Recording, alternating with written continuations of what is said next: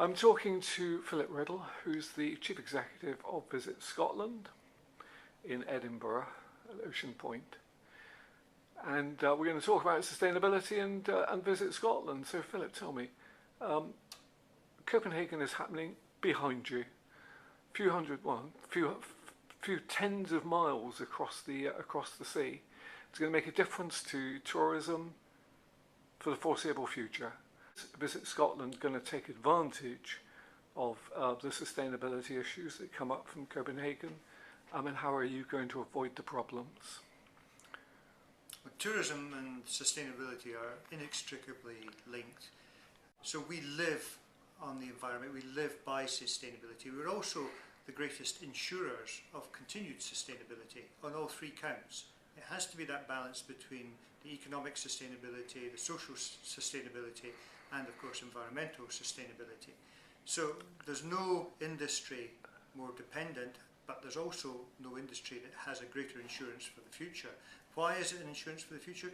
Because we make people aware of the beauty of this country, of the uniqueness of our heritage, of the great experience you get from the identity and the whole social infrastructure that we have here.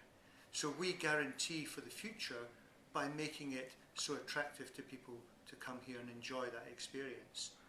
And they have to live, they look at the scenery, they look at the way people are living, they look at our history, they look at our culture, and they learn to appreciate that. And that is the best guarantee of the future.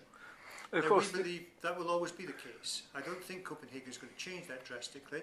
I think there will be measures we will adapt to. I think we can be more sustainable. We have in Scotland, of course, a green tourism business scheme that encourages businesses here to be much more sustainable in how they run their operations. We of course are very concerned about travel, because to experience this you have to travel here.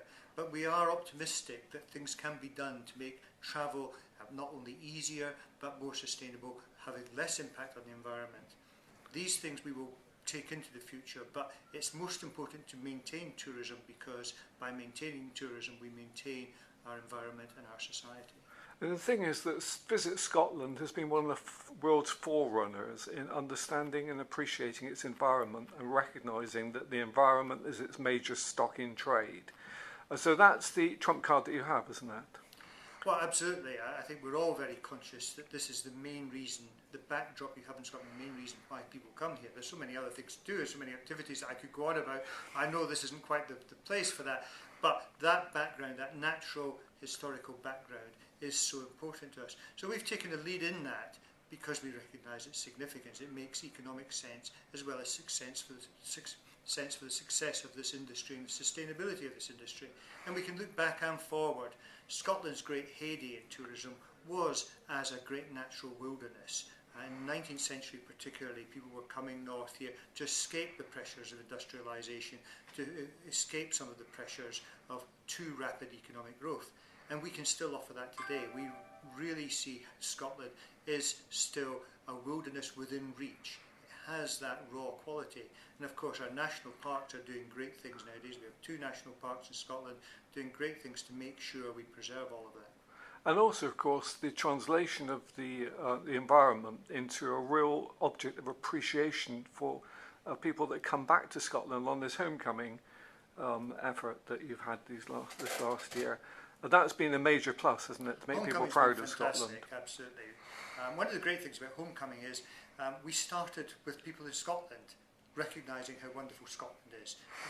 You know, if you're going to have a party about lots of people coming to Scotland, you've got to make sure that people here really want to be accepting, ready to invite people in. Now, it's been great to see how people in Scotland have embraced homecoming, to get out, to see the country, not just the natural environment, but of course our social and artistic and cultural life. That's been tremendous. So Scots have really enjoyed it, Scots have engaged, and of course that's been fantastic then as we've invited more and more people to come and visit us and enjoy from other countries. And it has been a tremendous year because it's gone so far. It's gone into communities, it's gone into schools, it's gone into churches. It's not just been about tourism, it has been about energising all of Scotland. I'm sure that you're very, very positive and very interested in what the future holds for Scotland and sustainability. Absolutely, extremely positive.